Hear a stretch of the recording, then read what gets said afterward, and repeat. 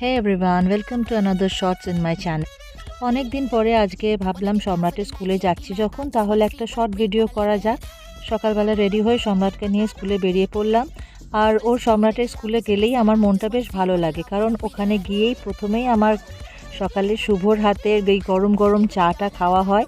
আর তারপরে বন্ধু বান্ধবদের সাথে এদিক ওদিক ঘোরা, আড্ডা মারা।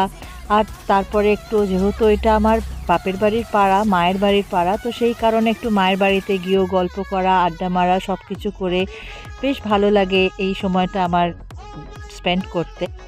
আমার দিদি যখন আগে দিদির মেয়েকে নিয়ে স্কুলে যেত, তো সেও বলতো যে জানিস তো বেশ ভালো লাগে এই মোমেন্টগুলোকে, সত্যি সত্যি এগুলো খুব চেরিশ করার মতনই মোমেন্টগুলো। এরপরে বাচ্চারা যখন বড় হয়ে যাবে তারপর আর এই মোমেন্টগুলোকে ফিরে পাওয়া যাবে না।